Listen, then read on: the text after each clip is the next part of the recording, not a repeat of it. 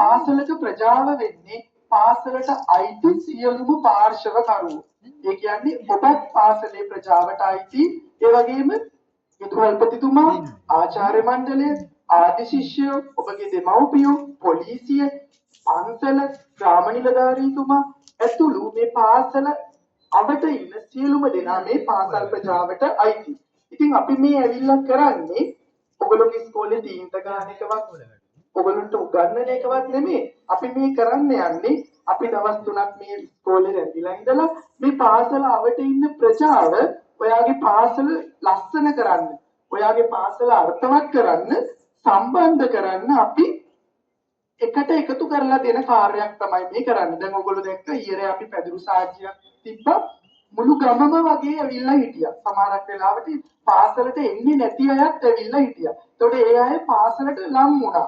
ඒතකොට ඔයගොල්ලෝ දැනගන්න ඕනේ අපි ගියාට පස්සේ ඒ අයවත් ඔබගේ පාසල ලස්සන කරන්න සම්බන්ධ කරගන්න. ඉතින් මේක තමයි අපේ මේ ව්‍යාපෘති අරමුණ. ඉතින් ඒ කාර්ය අපි ඔබට අර රිලේ එකක් දුවනකොට අපි ටිකක් දුර දුවලා බැටල් එක ඊළඟ කෙනාට දෙනවා වගේ අපේ සර් ඇතුළු අපි කණ්ඩායම දවස් 3ක් ඉඳලා මේ රිලේ එක පටන් අරගෙන විදුහල්පතිතුමා ඇතුළු ඔබට ආචාර්ය මණ්ඩලයට ඔබට බැටල් එක දීලා යනවා මේ රේස් එකේ ඉතුරු ටික දුවන්න. ඉතින් ඕගොල්ලෝ තමයි ඔයගොල්ලෝගේ පාසල ප්‍රජාව සම්බන්ධ කරගෙන ලස්සනට පාසල මේ ලංකාවේ හොඳ ඉස්කෝලයක් කියලා ඉස්සරහට ගෙනියන්න පුළුවන් විදියට කටයුතු කරන්න. ඉතින් ඒ කාරණාව ඇතුලේ මම තව පුංචි කතාවක් කියන්න හිතුවා. කැමති නේද කතන්දරයක් අහන්න? එක ගල්වඩුවෙක් දවසක් කැලේ මැද්දෙන් යනකොට එයා දකිනවා එක හා සමාන ගල් දෙකක් පාර දෙපැත්තේ තියෙනවා. ඉතින් මේ ගල්වඩුවට හිතනවා මේ ගල් දෙක හැමදාම නිකන් ගල් දෙකක් මේ වගේ ගලක් ලස්සන කරොත් හොඳයි කියලා මේ ගල්වඩුව ගිහිල්ලා මේ ගල් දෙකට කතා කරන්න පුළුවන්. විශේෂත්වය තමයි මේ ගල් දෙකට කතා කරන්න පුළුවන්. ඉතින් මේ ගල්වඩුව ගිහිල්ලා එක ගලකින් අහනවා හැමදාම ওই විදියට ඉන්න ඕනේ නැහැ. මට ලස්සන කරන්න පුළුවන් ඔයාව. කැමතිද මගේ අතින් වෙනස් වෙන්න කියලා. එක ගලක් කියනවා හා කමක් නැහැ මම කැමතියි එහෙනම් මාව වෙනස් කරන්න කියලා.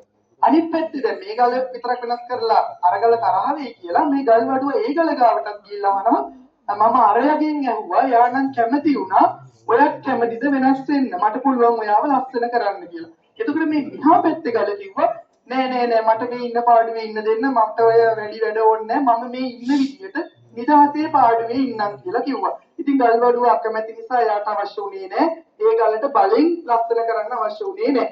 ඊට පස්සේ මොකද කරේ අර ගල්වඩුව කැමති විච්ච ගල ලස්සනට ගලෙන් නෙළුවා දේව ප්‍රතිමාවක්. දෙවි කෙනෙක් බවට මේ නිකම්ම තිබිච්ච ගලපත් කළා. ඉතින් කාලයක් ගල්වඩුව මේක හදලා මෙතනින් ගියා.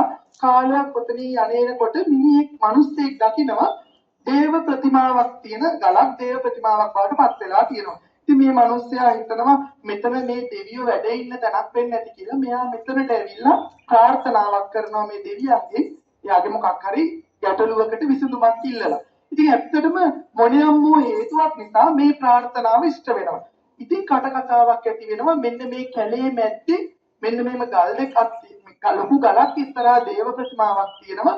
මේ දේව ප්‍රතිමාවට පූජා පැවැත්වුවාම සිතූ පැතූ ප්‍රාර්ථනා ඉෂ්ට වෙනවා කියලා. ඉතින් මිනිස්සු වැල නොකැඩී මේ දේවාලයට ඇවිල්ලා කිරි වලින් නාවනවා, සතුන් ගානවා, පූජා වට්ටි තියනවා, දුම් අල්ලනවා, වඳිනවා, පෙර ගහනවා. හරිම සත්කාර මේ දැන් අර වෙනස් වෙච්ච ගලට.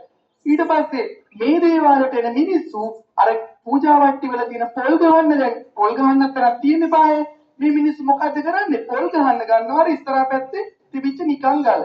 ඉතින් කාලයක් යනකොට මේ ගල්වඩුව අවුරුදු ගානකට පස්සේ මේ පාරෙන් යනකොට ආයි කතා කරලා අහනවා අර ගල් දෙකෙන් අර දේව ප්‍රතිමාව නෙලපු ගලෙන් අහනවා කොහොමද දැන් තත්ත්වේ?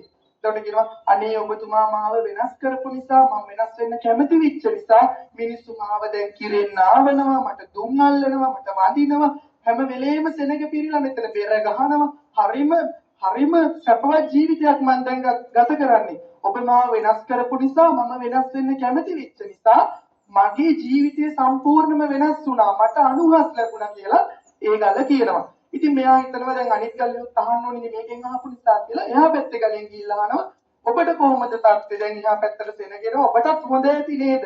එහෙම කියනකොට මේ ගල කියනවා අයියෝ මං එදා වෙනස් වුණේ නෑනේ මං වෙනස් වෙන්න කැමති වුණේ නෑනේ. මේ දේවාලයට එන මිනිස්සු උදේ ඉඳන් හවස වෙනකන් ගේන පොල් ගෙඩි වලින් ගහන එක තමයි මට කරන්න කියලා. මොකද්ද මේ උනේ? වෙනස් වෙන්න ඕනි තැන අපි වෙනස් විය යුතුමයි. වෙනස හරි අමාරුයි. චේන්ජ් වෙන්න අමාරුයි. ඔබ පුරුදු වෙලා තියෙන රටාවක් තියෙනවනම් ඒ රටාවෙන් මිදෙන්න හරි අමාරුයි. දැන් අපි ඊයේ ආවහම මේ පාසලට මේ කන්ද නැග්ගාම හරිම අමාරුයි. එපා වෙවි නැග්ගේ නැගලා මං සරටත් ඇවිල්ලා සිරිපාදේ නැග්ගා වගේ හැඟීමක් ආවේ කියලා. දැන් මොන්න අපිට ගාණක් නැහැ. උඩට නගිනවා මේ පහලට බහිනවා. දැන් එක කීප වතාවක් උඩ පහල ගියානේ දැන් දැනෙන්නේවත් නැහැ.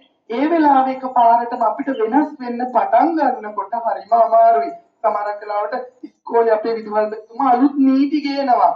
හරිම අමාරුයි එකපාරටම. හැබැයි ටික දවසක් යනකොට අමාරුවෙන් හරි වෙනස් කරගත්තොත් ඒ වෙනසට අපි හුරු වෙනවා. එහෙනම් අපි වෙනස් වීම කළමනාකරණය කරගන්න ඕනි. නැත්නම් වෙන්නේ අර ගල් දෙකෙන් අර පොල් ගෙඩි වලින් බැට කන ගල වගේ වෙන්නයි. ඒ නිසා ජීවිතේට වෙනස අවශ්‍යයි. හැබැයි මේ වෙනස අර සංවර්ධනය කරා යන ධනාත්මක වෙනසක් වෙන්න ඕනි. ඒ නිසා ජීවිතයේ යම් යම් අවස්ථාවලදී ඔබ මට වගේම ඔබටත් වෙනස් වෙන්න සිද්ධ වේවි. සමහරක් වෙලාවට ගොඩාක් ළඟින් ඉඳපු කෙනෙක් සදාටම අපෙන් වෙන් වෙන්න වෙයි. එයා නැතුව ජීවත් වෙන්න වෙනස් වෙන්න වෙයි.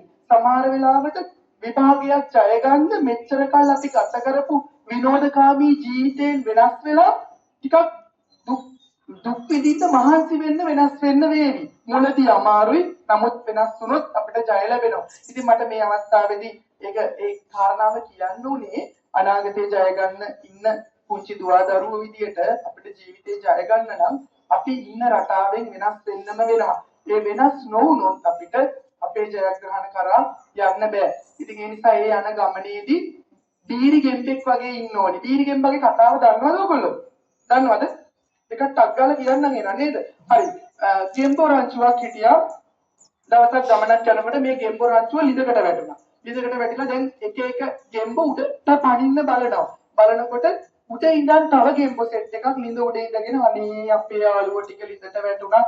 ඉවරයි මේ අයගේ කර්මය තමයි දැන් ඉතින් ඉවරයි කියනකොට අර ලිඳේ ඉන්න ගෙම්බෝ උඩට පයින් නැතුව ඕකදී අහගෙන අයියෝ අපි ඉවරයි අරගොල්ලෝ කියනවා අපේ කර්මය කියලා ඔහේ මැරෙනකම් බලාගෙන ඉඳියා. හැබැයි එක ගෙම්බෙක් අනිත් අය කියන කතා මුකුත් අහන්නේ නැතුව වැටි උඩට පයින්නවා බිමට වැටෙනවා. ආයෙ ටිකක් උඩට පයින්නවා. ඔය වගේ කීප සැරයක් උත්සාහ කරලා ලිඳෙන් ගොඩට ආවා. ලිඳෙන් ගොඩට ආවට පස්සේ අර උඩ ඉන්න ගෙම්බෝ අහනවා අනිත් අය ඔක්කොම ඇතුලේ මැරුණා. ඔයා විතරයි ගොඩට ආවේ. කොහොමද ගොඩට ආවේ?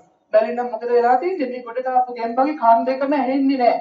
අර උඩ ඉඳන් අර අපේ උනන්දුව උත්සාහය හීන කරපු අය කියපු කිසිම දෙයක් අර බීරි ගෙම්බට ඇහුන්නේ නැහැ.